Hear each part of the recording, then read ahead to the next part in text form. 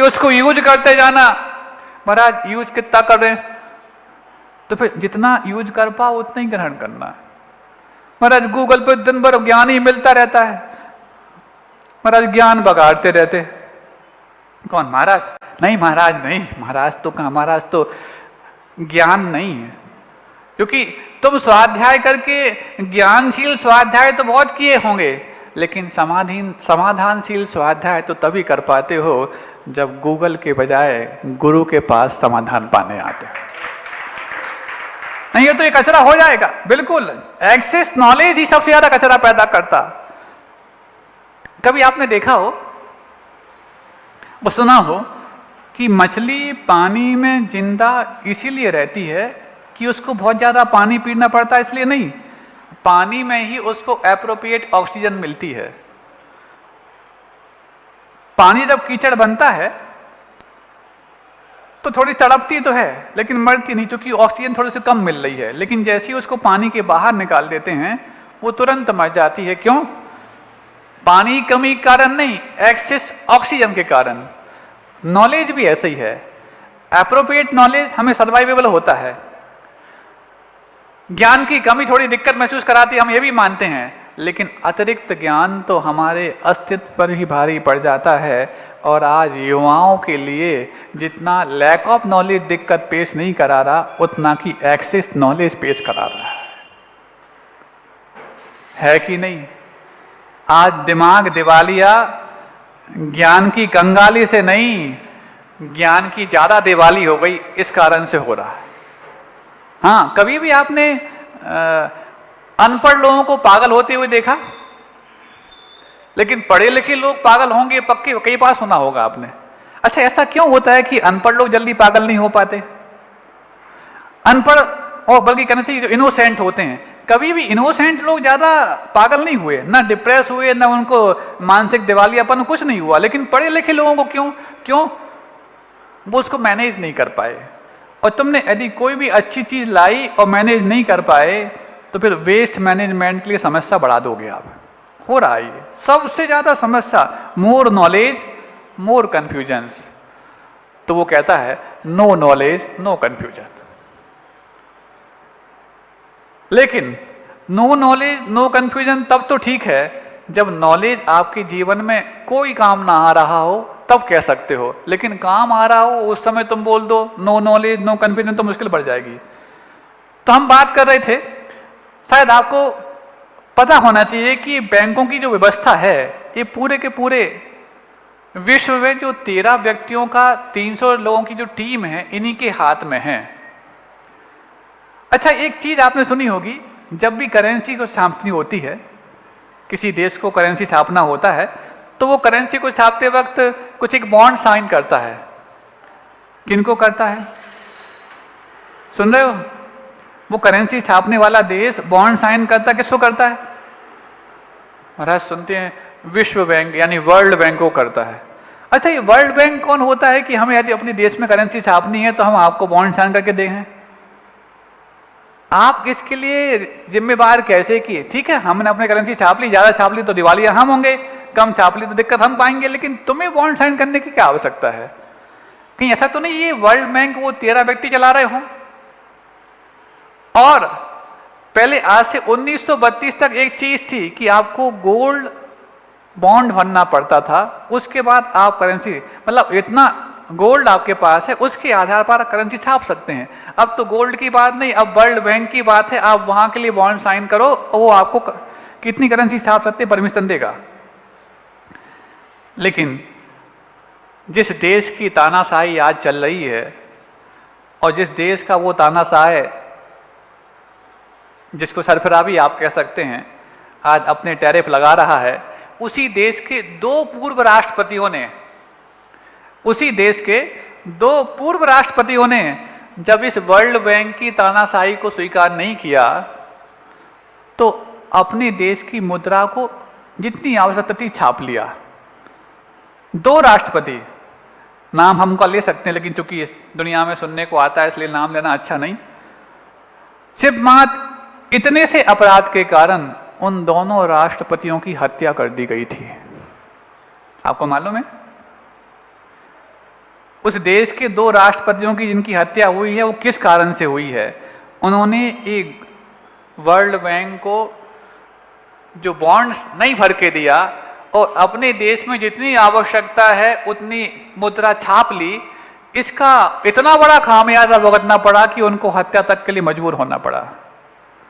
अब आप समझो, जब इतने बड़े तानाशाही देश के राष्ट्रपतियों को भी इनकी तानाशाही मारने तक के कारण बन सकती है, तो इस तानाशाही से सारे देश घबराए हुए हैं, सारे देश घबराए हुए हैं। तब तो जाकर के उस वर्ल्ड बैंक के लिए अपना सारा का सारा समर्पित करने के लिए साइन कर दिए हैं। ये छोटे से आपके लिए नई जानकारियां आपको दे रहे हैं, क्योंकि आप शायद अपने आप को वो डिजिट्स और डेटा को लग करके अपने आप को बहुत अमीर मान रहे होंगे।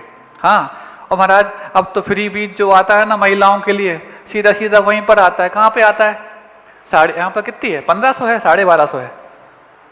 नहीं है? हाँ? नहीं है? नहीं, उत्तर प्रदेश में तो है, नहीं है लाडली बहना, कुछ भी नहीं है ऐसी कोई व्यवस्थाएं? अच्छा, नहीं है, बचा हुआ है कम से कम, है?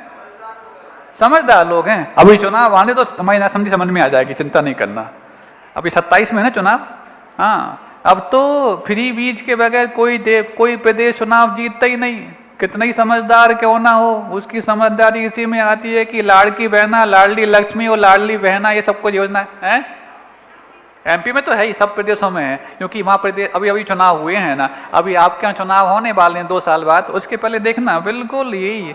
और फिर आप हमसे कहना समझदार हम कितने हैं? हाँ, अन्य योजनाएं हैं, लेकिन जितना जितना अधिक ये लाड़की बहनाओं का लाड़ देखने को मिलता है ना, इससे ज्यादा कोई योजना कारगर नहीं होती। इसलिए चुनाव आने के पहले आप लोग को भी 1250, 1500, 2500, 3000 जिसकी जैसी कुवत है वैसे बांट दिए जाएंगे। तब तो सुप्रीम कोर्ट के जज ने ये तक बोल दिया कि ये फ्री बीज योजनाएं जो हैं वो परजीवी तैयार कर रहे हैं, पैरासाइट्स तैयार कर रहे हैं। पैरासाइट्स समझते हो? परजीवी जो दूसरों पर आश्रित रह करके अपना जीवन यापन करता है, उसका नाम परजीवी। ऐसी सुप्रीम कोर्ट के जज को बोलना पड़ा ये वाली बात कि ये लाड़की बहना और ये लाडली लक्ष्मी योजना, ये सारी ये महिलाओं को परजीवी बना रहे हैं। एक तरफ तो महिलाएं woman liberalisation, woman empowerment, woman uniformity की बात कहते हैं, और दूसरी तरफ परजीवी होने की सारी योजनाओं को स्वीकार करके वो वोट देने लग जाते हैं। ये समझ में नहीं आता कि ये एम्पावरमेंट है कि और कुछ है। महाराज तो क्या करें? करना कुछ नहीं है। शक्ति का यदि सदुपयोग कर सकते हो तब तो वो आपके लिए शक्ति है, नहीं है तो आपके लिए फिर वही भुक्ति के लिए कारण बन सकती। एक चीज और हम कहना चाहेंगे, क्योंकि आज थोड़े ऐसे विषय आ गए जो हैं तो आपके लिए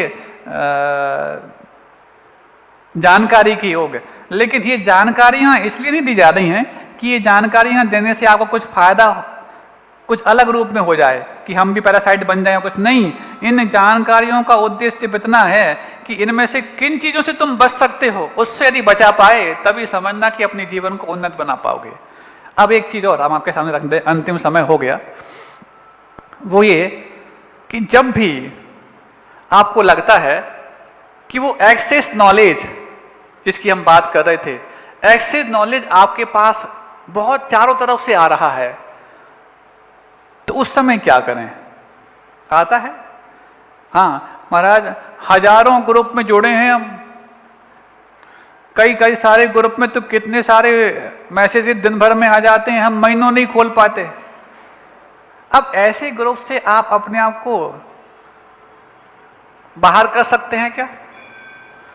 और कम से कम एक दिन में एक ग्रुप से आप क्विट करना सीखो। बहुत सारे ग्रुप होंगे महाराज, अब पता नहीं कौन से ग्रुप में कौन सी बात आ जाए।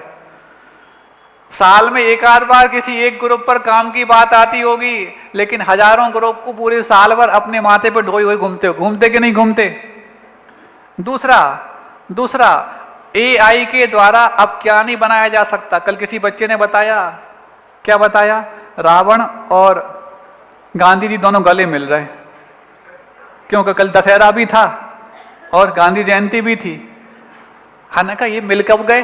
महाराज AI के द्वारा सब कुछ मिल सकते हैं। और नीचे लिखा था, वो बता रहा था वो महाराज कि गांधी जी हो चाहे वो दशानन हो, बस एक को राम ने, एक को हाँ, एक को राम ने और एक को नाथू राम ने, इन दोनों ने इनको बर्बाद किया। हाँ, अब ये समझ लीजिए, ठीक है ये तो व्यंग हो गया, लेकिन आप ये समझिए कि जब वो रावण को और गांधी को दोनों को गले मिलाया जा सकता है, हालांकि ये कोई किसी दूसरे के साथ यदि ऐसी हरकत कर दे तो तमाम समस्याएं पैदा हो जाएं, बड़े बड़े जैन जी जैसे आंदोलन हो जाएं, लेकिन इसमें कोई आंदोलन नहीं होगा, इसमें कोई आंदोलन नहीं होगा। क्यों? क्योंकि इसमें आपकी सभ्यता प्रस्तुत होती है। अब सभ्यता के मायने बदलते चले जा रहे हैं, मतलब हम अपने तरह से सभ्यता के मायने बना सकते हैं, किसी दूसरे का कुछ हो जाए तो फिर देखो पूरी की पूरी कौमी जंग होने लग जाए। लेकिन इस प्रकार से कर दिया, एक तरफ तो उनको राष्ट्रपिता मानते हो और दूसरी तरफ रावण से गला मिलाने में आप अपने आप को, ठीक है तुम दोनों को सामने रखते और दोनों के लिए किन किन ने क्या क्या किया वो बताते, लेकिन गले मिला के बता रहे हो, ये क्या है? ये तो आर्टिफिशियल इंटेलिजेंसी का पहला नमूना है। ऐसे दिन भर के बहुत सारे नमूने तुम्हारे सामने आते होंगे और नमूनों के बीच में ही हम अपने आप को बहुत नए नमूने के रूप में पेश करना भी चाहते कि नहीं चाहते? अच्छा ये बताओ, आपको जब मान लो किसी गुरु के पास गए, जाते हैं, पास जाते हैं तो सबसे पहले आपको दर्शन करने की भावना कम, प्रदर्शन करने की भावना ज्यादा होती होगी कि एक भैया थोड़ा सा फोटो ले लो, हमारा दर्शन कर रहे हैं। अब महाराज के दर्शन करते वक्त तुम चरण तो छूते हो महाराज के और देखते हो कैमरे की ओर, होता कि नहीं होता? अब उम्मीद करते हो महाराज जी आशीर्वाद तो दे दो। हमने कहा हम दें किसको? कैमरे को दे दें कि तुम्हें दे दें? और तुम्हें दें तो तुम देख तो रहे हो उसको, तुम कैमरे वाले से ले लो, होता कि नहीं? तुम देख रहे हो कैमरे वाले को और आशीर्वाद हम दें किसको? बड़ी समस्या हो जाती है। तो उस समय हम चुपचाप बैठ जाते हैं ऐसी आंख बंद करके कि जिनको जो करना है कर ले, और जो जबरदस्ती आशीर्वाद ले ही रहा है तो उसको हम क्या दें? जबरदस्ती आशीर्वाद मतलब चरण छूने का मतलब क्या है? जबरदस्ती आशीर्वाद लेना, ये छीनना है। आशीर्वाद तो तब दिया जाए जब विनय भक्ति पूर्वक तुम सामने इतने झुक जाओ कि तुम्हें देखने में भी नहीं आए कि महाराज ने हाथ उठाया कि नहीं उठाया, तब तुम्हारा पूर्णता नमोस्तु हुआ है, तब जाके दिल से आशीर्वाद निकल गया। अच्छा ये बताओ, यदि ऐसे तुम्हें फोटो चाहिए है तो AI के माध्यम से बनवा दिया जाए कि महाराज आपको देखते हुए आशीर्वाद दे रहे हैं, आप उनको भी देख रहे हैं और आप कैमरे की, आपको पसंद आएगी AI की फोटो? क्यों? फोटो यदि पसंद है तो हूबहू बिल्कुल कोई चेक नहीं कर सकता कि ये रियल है कि आर्टिफिशियल है। आपको पसंद क्यों नहीं आएगी? महाराज दुनिया को भले ही वो दाद देने के काम आ जाए, लेकिन हमें तो पता है कि रियल नहीं, ये आर्टिफिशियल है। इसका मतलब है जो चीज़ तुम्हारे लिए दुनिया को दिखाने में भी आए, लेकिन जब खुद को सिखाने में काम ना आए तो उसकी कीमत जब तुम खुद कम कर देते हो तो दुनिया की वो चीज़ें जो तुम्हारे कभी काम नहीं आने वाली हैं उनकी तुम कीमत बढ़ाने की कोशिश में क्यों लग जाते हो? और यदि आज ये पूरे के पूरे वक्तव्य का सार यदि हमें समझना है तो इतने ही रूप में समझना है कि जिन चीज़ों से हमारी सहन शक्ति बढ़ती है, उन सहन शक्ति बढ़ाने वाली चीज़ों को जोड़ना नहीं, बल्कि उनसे हमें कैसे छोड़ करके भी सहन शक्ति बढ़ाना है, ये सीख अवश्य लेके जाना। क्योंकि तमाम शक्तियाँ ग्रहण करने के बाद बढ़ती हैं, लेकिन सहन शक्ति ग्रहण के द्वारा नहीं, त्याग के द्वारा बढ़ती है। हम युवाओं से भी कहना चाहेंगे, बच्चों से भी कहना चाहेंगे और उनके माता पिताओं से भी कहना चाहेंगे, तुमने यदि शक्ति संपन्न अपने आप को बनाया है तो एक ही शक्ति के आधार पर हम आपको शक्ति संपन्न कह सकते हैं, यदि तुमने अपनी सहन शक्ति में इजाफा किया है तो। थोड़ी देर के लिए मोबाइल तुम्हारे पास ना हो, तुम्हारी सहन शक्ति हिल जाती है। थोड़ी देर के लिए तुम्हारे आसपास तुम्हारी सुविधाएं ना हो, तुम आकुल व्याकुल हो जाते हो। थोड़ी देर के लिए तुमने जो चाहा वो तुम्हें ना मिल पाए, तुम बेचैन हो जाते हो। थोड़ी देर के लिए तुम्हारा नेट वाउचर खत्म हो जाए, ऑक्सीजन खत्म जैसा महसूस करते हो, करते कि नहीं करते? महाराज ऑक्सीजन के बगैर तो कई मिनटों तक रह जाएंगे, लेकिन नेट खत्म हो जाए तो फिर हम बहुत मुश्किल होती है महाराज। ऑक्सीजन भी अब पहले सिलेंडर में आती थी, अब तो सीधी सीधी सिलेंडर से आती है। थोड़ी देर के लिए तुम भूख भूख चिल्लाते हो, लेकिन 2 निवाला नहीं खा पाते हो और बस थाली खिसका देते हो। मतलब आपको अपनी भूख प्यास पहचाननी नहीं आती। पानी पानी चिल्लाओगे लेकिन 2 घूंट पूरा नहीं पी पाओगे। आपको अपनी आवश्यकताएं, आपको अपनी जरूरतें और आपको अपनी जरूरतों को पूरी करने की संसाधनों, इन सब के बीच में कोई तालमेल नहीं रह गया है। तो जब इस तालमेल को समझना हो, इसीलिए तो आपकी मांग पर 11 और 12 तारीख को ऐसी एक कार्यशाला का आयोजन किया गया है, जो मात्र युवाओं के लिए तो है ही, लेकिन युवा होते हुए भी जिनके जीवन में अभी युवापन का आनंद नहीं आ पाया है, उस आनंद को और सलीके से जीने के लिए भी है। आप लोग को सबको ज्ञात होगा, क्योंकि अभी अगले हफ्ते से बहुत सारे कार्यक्रम सामने हैं, लेकिन मुख्य रूप से ये जो 11 और 12 तारीख का युवाओं का जो वर्कशॉप है, उसको आप सब ध्यान रखें। बाहर के भी बहुत सारे लोगों के आवेदन आ चुके हैं, आ रहे हैं, लेकिन अब ज़्यादा आवेदन नहीं लिए जाएंगे। आज या कल में इसके आवेदन पर रोक लगा दी जाएगी, इसका आप ध्यान रखें। अहिंसा परमो धर्म की। श्री जिन हिमगिरि से उद्भव है, ध्वनि सरिता सो जिन वाणी, अघमल प्रक्षालन करती है, शोभव प्रथम करण अरु चरण द्रव्य में, गूंथी सो गण धरवाणी, दुर्लभ गुरु से प्राप्त हुई सो, हम कहते हैं गुरुवाणी। गरिमा गाती चितवन की है, द्वादशांग में है वरनी, शुभ नय को धारण करती है, साधवाद की है धरणी। चेतन तार बजाती है सो, वीणा वादिनी मन हरणी, सिर धरावे विपदा में सो, कहें भारती चितरमणि।